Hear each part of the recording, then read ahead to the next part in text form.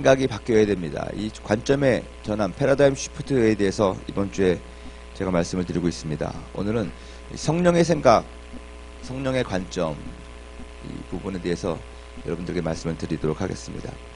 오늘 설교를 시작하면서 처음 여러분들에게 도전하는 질문은요, 도대체 새로운 아이디어를 받아들이지 않으려는 이유가 무엇인가? 여러분, 우리가 살다 보면은 익숙한 것에서 우리는 떠나기를 싫어합니다. 그리고 아무리 좋은 아이디어를 얘기해도 잘 받아들이지 않을 경우가 있습니다. 새로운 것을 시작하는 것을 상당히 두려워하고 어려워하는 그런 우리들의 모습을 봅니다. 어떤 단체든 어떤 공동체든 뭔가 새로운 일을 시작하려고 하면은 항상 그 수구 세력이라는 것이 있습니다. 부닥치는 것이 있죠. 어떨 때는 답답합니다. 그래서 개혁하는 사람들은 항상 외롭다고 얘기를 합니다. 하지만 여러분, 매일매일 우리들의 삶은 개혁이 되어야 됩니다. 새로워져야 된다는 것입니다. 예레미야 예가에 보면은 하나님의 인자하심은 아침마다 새롭고 주의 성실하심이 크다고 말씀하시는 것입니다.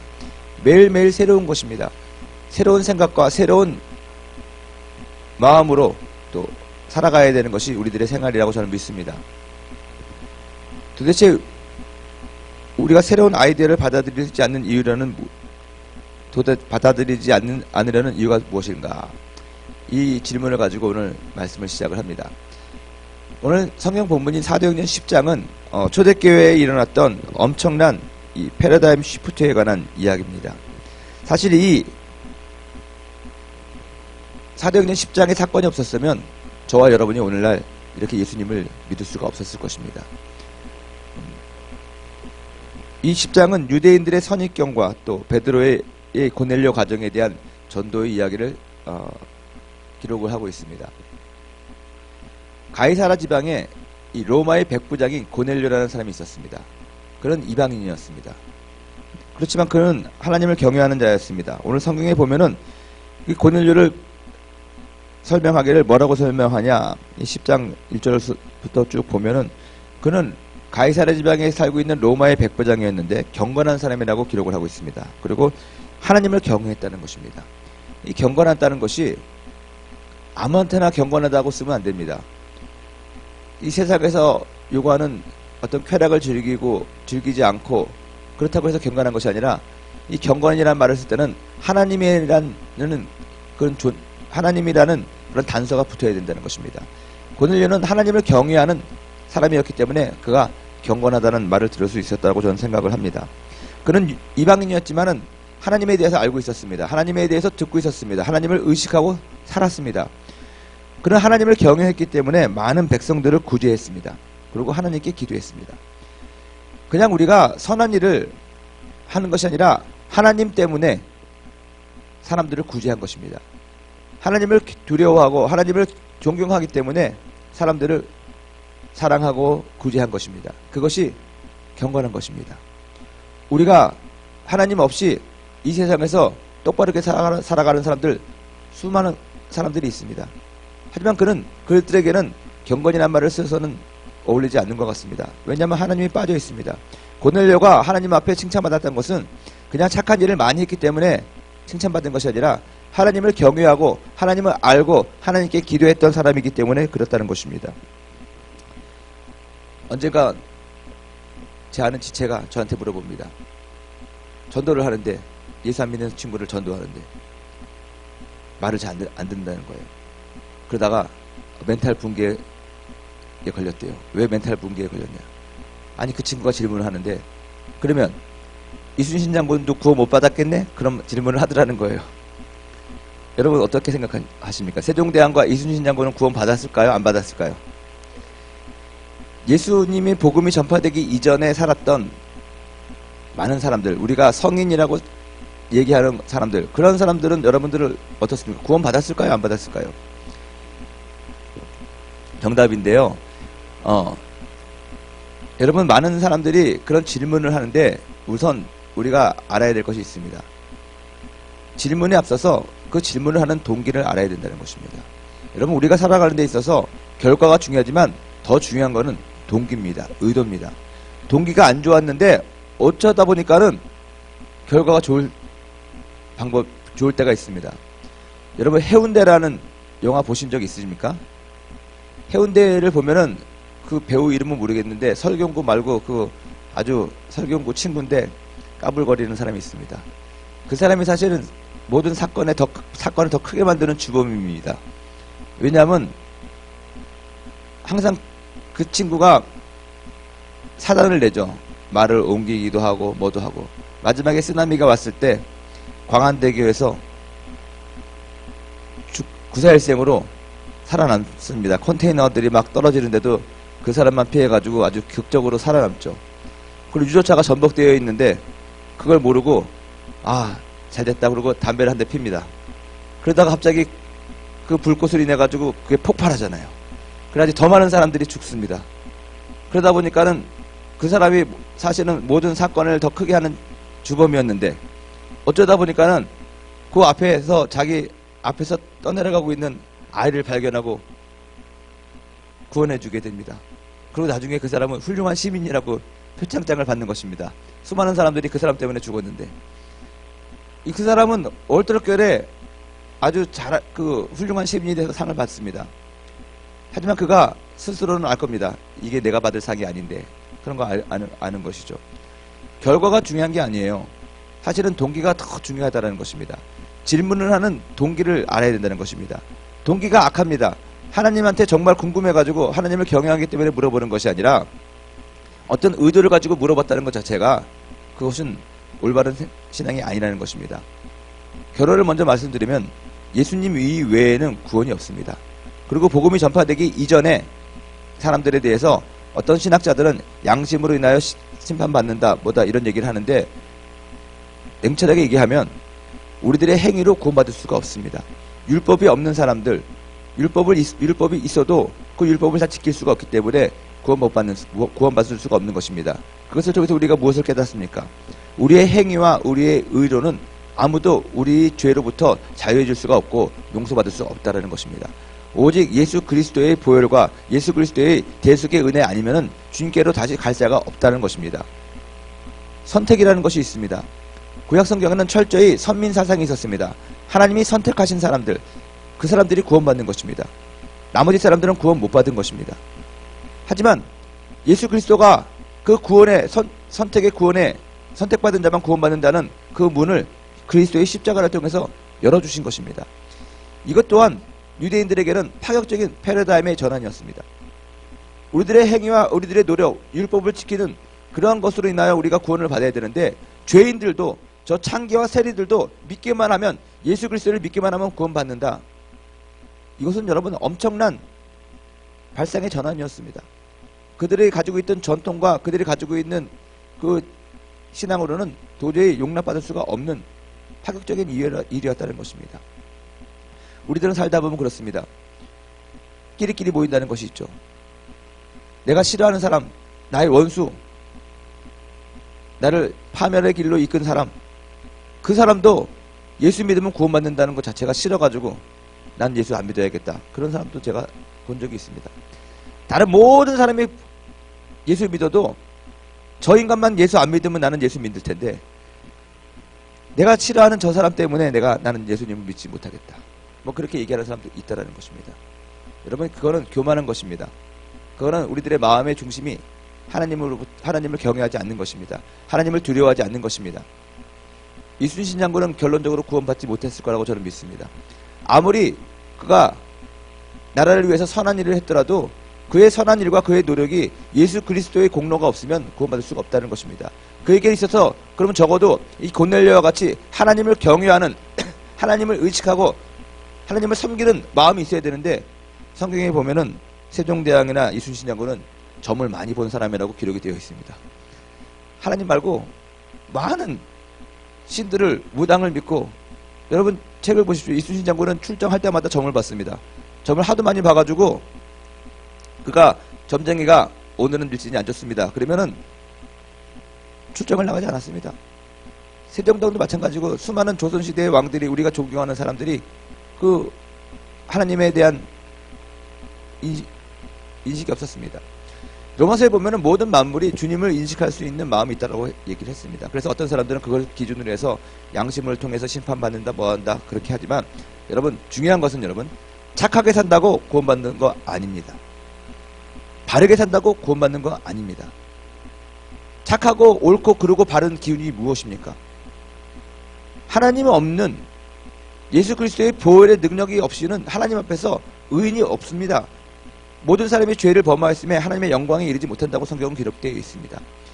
오직 예수 그리스도를 통해서 하나님이 우리들을 보시기 때문에, 보혈을 통해서 우리를 보시기 때문에 우리를 의롭다 한 것입니다. 여러분, 고넬료는 이방인이었지만 유대인의 법에 의하면은 그는 구원받을 수 있는 대상이 아니었습니다. 할례받지도 않았습니다. 하지만 그는 하나님에 대해서 알고 하나님을 의식하고 하나님을 경외했기 때문에 사람들을 구제하고 생겼습니다. 사랑을 실천했다는 것이죠. 예수님이 우리들에게 주신 하나님을 사랑하고 이웃을 사랑하는 그 말씀에 순종하고 살았던 사람이라는 것입니다. 그래서 주님께서 고넬료에게 환상으로 나타나십니다. 천사가 나타나서 고넬료에게 얘기합니다.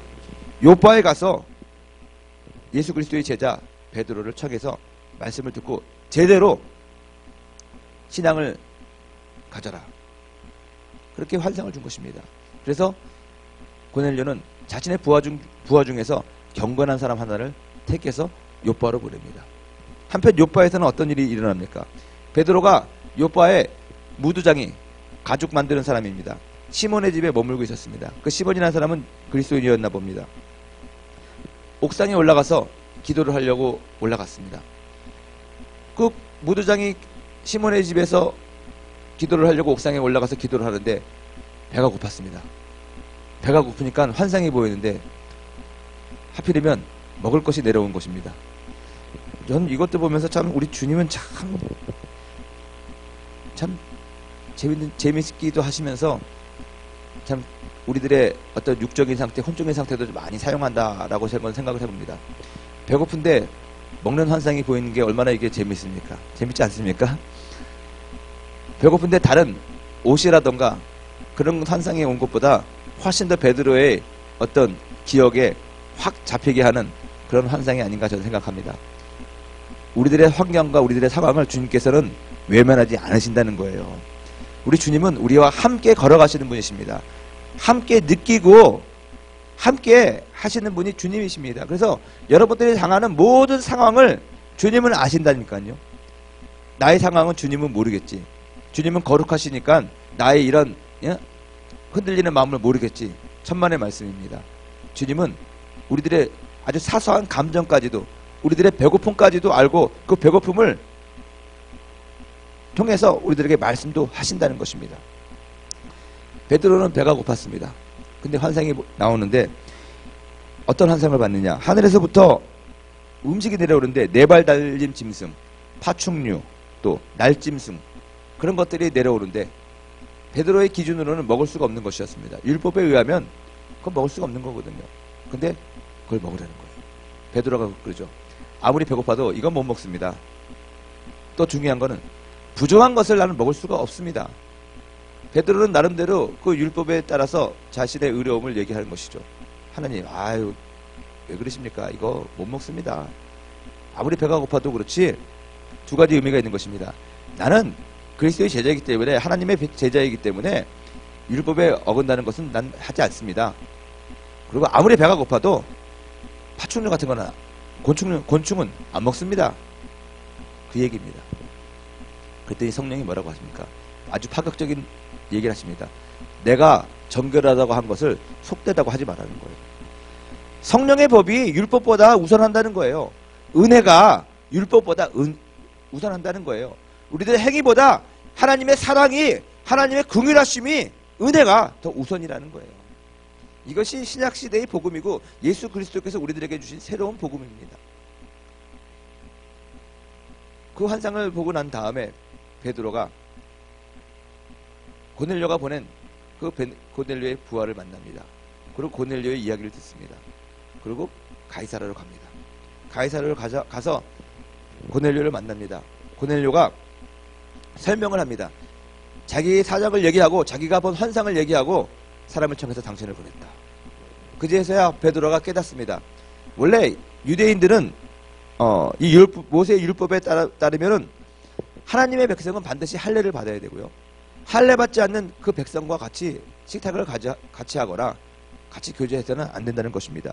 이방인과의 교제가 금지되어 있던 상황 가운데에서 고넬료는 그 이방인의 집에 들어가서 그와 교제하며 그에게 복음을 전하게 되는 계기가 된다는 것입니다. 베드로는 성령의 사람이었습니다. 순식간에 알았습니다. 내가 본 환상이 이 사람을 만나라고, 이 사람에게 복음을 전하라고 하는 하나님의 계시였구나. 고넬료의 얘기를 듣고 나서 이 이방인도 하나님에 대해서 알고 있구나. 내가 이에게 복음을 내가 전해야겠다. 그리스도의 말씀을 전해야겠다. 못 전할 이유가 없는 것이다 하고 베드로는 그에게 하나님의 말씀을 전합니다. 이 성경에 보면 리빌 해가지고 드러내다라는 것인데, 유대인들은 하나님의 말씀의 이 복음의 비밀을 아무에게나 말하지 않았습니다. 여러분, 이 성경 말씀을 여러분들이 지금 듣고 해석할 수 있다는 것 자체가 여러분 은혜입니다. 유대의 법에서는 이렇게 할 수가 없었어요. 지금도 카톨릭에서는 그 영향이 있기 때문에 하나님의 말씀을 우리가 함부로 해석하거나 할 수 없습니다. 라틴어로 그들은 하나님 말씀을 고백하기도 하고 그러지 않습니까? 그렇게 신성성이 있었던 것이었는데 이 성령께서 베드로에게 도전하시는 것입니다. 내가 정결하다고 한 것을 네 마음대로 부정하다고 얘기하지 말라는 거예요. 그랬더니 베드로가 고넬료에게 설교를 하죠. 말씀을 전하죠. 어떤 일이 벌어졌습니까? 베드로가 오늘 성경 본문입니다. 베드로가 이 말을 할 때에 성령이 말씀 듣는 모든 사람들에게 내려오시니, 여기 내려왔다는 것은 뭡니까? 성령의 충만함을 얘기한 거예요. 고넬료 자체가 성령이 있기 때문에, 내주했기 때문에 주를 주라 시인하면서 하나님을 의식할 수 있었거든요. 근데 여기에 성령이 내렸다는 것은 성령의 충만함을 얘기하는 것입니다. 사도행전에 보면은 성령이 세례가 있었을 때 네 번의 사건이 나옵니다. 오순절 마가의 다락방에서, 사마리아에서, 지금 이 고넬료의 가정에서, 그 다음에 에베소 제자들에게 성령 세례가 임하면서 그 사람들이 방언을 얘기하고 하나님 높임을 말하고 그 성령의 충만한 사건이 일어났다는 것입니다. 근데 오늘 이 성령이 임한 사건이 이방인인 고넬료의 가정에서 일어난 거예요. 베드로는 그걸 보고 놀랐습니다. 우리가 받은 그 성령을 이 이방인도 받는 것이구나. 이 복음이 우리 유대인에게만 주어진 것이 아니라 모든 이방인에게도, 모든 나라와 민족과 열방 가운데도 동일하게 적용이 되는 것이구나. 사실 이 사건 때문에 베드로는 큰 곤욕을 치릅니다. 그 이후에 보면은 이 예루살렘 교회에서 베드로를 불러서 혼냅니다. 정신이 있는 거야 없는 거야. 다른 사람도 아니고 우리 예루살렘 교회의 수장인, 아마 당회장이 담임 목사일 수도 있어요. 예수님의 수제자였으니까. 그 당신이 정신이 없지, 그 이방인 기집애 가가지고 복음을 전하다는 게 말이 되냐고. 베드로가 그들에게 설명을 하죠. 이 이방인들도 하나님을 경외하고 하나님의 말씀을 다 들었다. 예수 그리스도께서 십자가에서 돌아가시고 부활하신 것은 우리들만 구원하려고 그런 것이 아니라 모든 사람들을, 아브라함의 복을 이방인에게 미치게 한다고 갈라디아서에 나와 있는데, 그렇게 한 거 아니냐. 우리들의 눈을 이제는 유대인들에게만 돌려서는 안 된다. 이방인에게도, 모든 나라와 민족과 열방 가운데도 돌려야 된다. 소위 말하는 우리 교회도 이제는 해외 선교해야 된다. 선교사를 파송해야 된다. 그 결단이 10장 11장에 나온다는 것입니다. 예루살렘 교회의 패러다임이 완전히 바뀌었어요. 목회의 방침이 바뀐 것입니다. 첫 번째 제가 한 질문에 대한 답이 뭘 것 같습니까? 도대체 우리는 새로운 아이디어를, 새로운 생각들을 받아들이지 않는 이유가 무엇입니까? 선입견 때문에 그렇습니다. 유대인들은 하나님에 대한 선입견이 있었습니다. 오랫동안 율법에 길들여져 있었기 때문에, 그 율법과 전통 가운데 살았었기 때문에 자신들의 방법으로 하나님을 찾아가는 그런 익숙한 방법이 있었습니다. 길이 있었습니다. 그것이 선입견입니다. 그것이 우리들을 판단하게 한다는 것입니다. 그래서 하나님의 새로운 음성이 들리고 하나님의 도전이 우리들의 마음을 놓고 했을 때 우리들은 그걸 듣지 않아요. 우리는 듣고 싶은 것만 듣거든요. 그게 문제입니다. 주님 앞에 마음을 열고 주님이 뭐라 하시면, 주님 말씀하시면 내가 나아가리다. 주님 서라 하시면 내가 쓰겠습니다. 이런 순종함이 있어야 되는데, 지금의 내 형편에서, 내 상황 상황이 주님의 말씀보다, 주님의 도전보다, 하나님의 법보다 더 우선합니다. 그러다 보니 내가 하고 싶으면 주님의 말씀을 듣고 은혜 받았다고 합니다. 하지만 내가 아직까지 형편이 안 좋으면 주님께서 그런 도전이 있을 때 아니죠. 싫죠. 그런 것이죠. 싫다 보니까는 그것을 합리화시키기 위해서 또 이것저것 핑계를 다 댑니다. 핑계 대다 보면은 본질은 없어지고 불순종만 남게 되는 것이죠. 여러분들, 우리 안에 있는 선입견이, 선지식이 무너져야지만이 생각이 바뀔 수가 있습니다. 도무지 생각이 안 바뀌거든요. 근데 생각이 안 바뀌면 이 급변하는 사회에 우리가 새롭게 적응하며 살아가기도 힘들다는 것입니다. 모든 영역에서 여러분들이 가지고 있는 선입견을 한번 벌어보십시오. 시장뿐만이 아니라 이 세상에서도 많은 사람들이 우리들이 가지고 있는 이 선입견을 버려야지만 새로워질 수 있다고 도전합니다. 삼성의 이건희 회장이 그렇게 얘기했다잖아요. 뭐와 뭐 빼고는 다 바꿔보라고 그랬잖아요. 근데 우리는 참 바꾸기 힘들거든요. 오늘날 사회 모든 영역에서 이 패러다임의 전환은, 관점의 전환은 어떤 새로운 도약과 새로운 시작의 발상이 됩니다. 출발점이 됩니다. 예전에 이런 얘기를 하더라고요. 패션에 있어서 가장 획기적인 패러다임 시프트는 슈퍼맨이었다. 그런 얘기를 해요. 아십니까? 팬티를 바지 밖에다 입는 것이죠. 음악에서도 여러분 크로스오버라고 해서 클래식과 팝이 공존합니다. 같이 하는 것이죠. 넌나 들는 것이죠.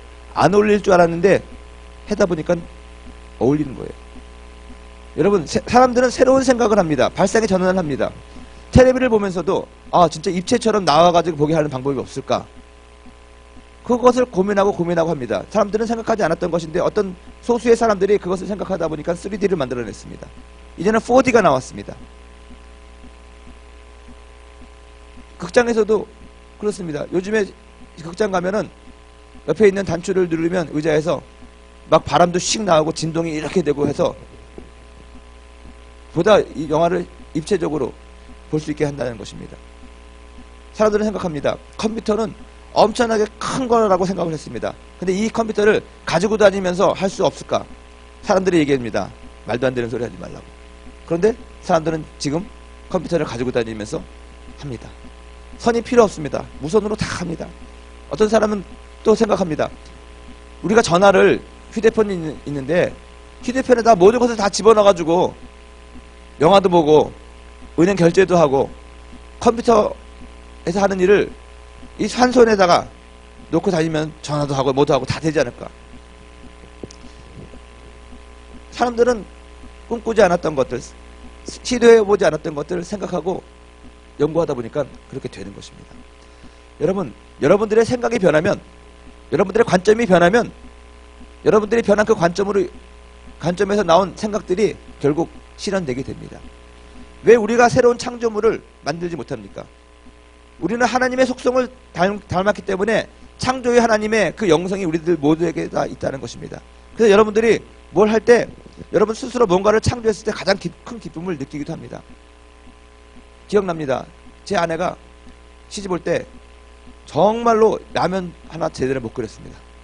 지금도 라면은 못 끓여요. 김치를 어떻게 담굽니까? 김치 담그는 거 모릅니다. 이런 말을 하지 마십시오. 어디 가서. 요리하고는 거리가 먼 자매님이었습니다. 근데 뭐 내가 요리 잘하는 자매랑 같이 결혼하고 싶었던 건 아니니까는 했는데 처음에는 좀 후회를 했습니다. 이왕이면 요리를 잘했으면 좋겠는데 나도 정성이 어린 따끈한 아침밥을 먹고 싶은데 그때나 지금이나 나는 항상 아침에 교회 와서 밥을 먹기 때문에 그런 일이 정말 별로 없었습니다. 근데 나도 그런 언젠가는 나도 따뜻한 밥을 한번 그 따뜻하면서도 맛있는 밥을 한번 먹고 싶다. 산 밥이 아니라 어디서 투고해서 온 밥이 아니라 반찬이 아니라 그런 생각을 한 적이 있습니다. 근데 오늘날 드디어 심혈을 기울여가지고 자기가 뭘 해가지고 정말로 이 요리를 하나 했어요. 레시피를 보고 뭐 하고 그랬는지 아무튼 요리를 하나 딱 했는데 먹으라는 거예요. 그래서 먹었습니다. 괜찮았습니다. 먹을만 했습니다. 맛있네요. 맛있다고. 자꾸 밥 먹는데 걸리적거리니까 쳐다보지 말라고. 근데 밥 안 먹고 계속 쳐다보고 있어요. 그러더니 너무너무 좋아하는 거예요. 그래서 왜 좋아하냐? 내가 밥을 잘 먹어서 쳐다보는 게 좋아하는 게 아닙니다. 자기가 뭔가를 스스로의 힘으로 엄마한테 전화 걸어보지 아니하고 정말 스스로 뭔가를 개발해가지고 자기만의 레시피로 이것을 만들었다는 거예요. 그래가지고 그걸 갖다가 처제한테도 전화하고 친구한테도 전화하고 그런 걸 봤습니다. 작은 일이지만 그게 창조의 기쁨입니다. 무언가를 만들었을 때 우리는 더 만족감을 느끼는 것이죠. 근데 그렇게 그런 만족감을 느끼는 사람들이 별로 없어요. 왜냐하면 생각을 변화시키지 못하기 때문에. 생각을 변화시키지 못하니까 늘 남의 것을 베끼는 일만 합니다. 남의 것을 가져옵니다. 그래서 남의 것을 가져와가지고 얘기하다 보니까는 얘기하고 나서도 찝찝한 것이고, 남의 것을 누리다 보니까는 늘 미안한 마음이 있는 것이고. 저는 오늘 이 아침에 여러분들에게 도전하는 것은 여러분들의 가지고 있는 선입견을 한번 내려놓는 그런 결단이 있기를 바랍니다.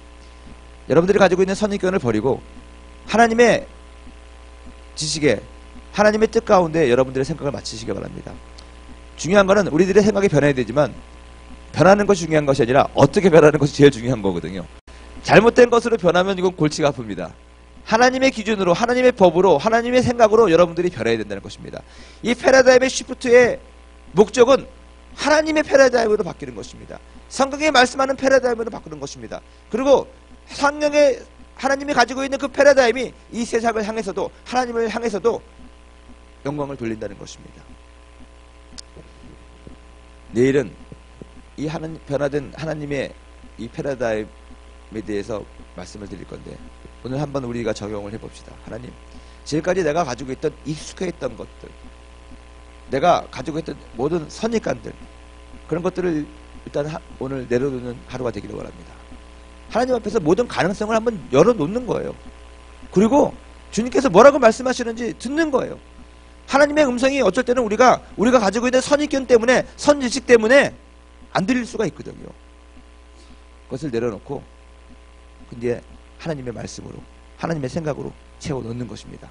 그러면 놀라운 결과가 나타날 것입니다. 창조의 역사가 일어날 것입니다. 기쁨의 역사가 일어날 것입니다. 회복의 역사가 일어날 것입니다. 아멘. 기도하도록 하겠습니다. 좋으신 아버지 하나님, 우리가 주님을 향해서 헌신된 삶을 살기 원합니다. 주께서 주시는 힘과 능력으로 살기를 원합니다. 그러기 위하여 우리들의 생각이 바뀌기 원합니다. 하나님의 뜻을 이루며 살아가기를 원합니다. 우리들의 선입견 때문에 새로운 아이디어를 받아들이지 못하고 하나님의 도전을 받지 못한다면 오늘 이 시간에 우리들의 모든 선입관을 내려놓게 도와주시옵시고, 하나님이 주시는 말씀의 도전에 기쁘게 응할 수 있도록 하나님 축복하여 주시옵소서.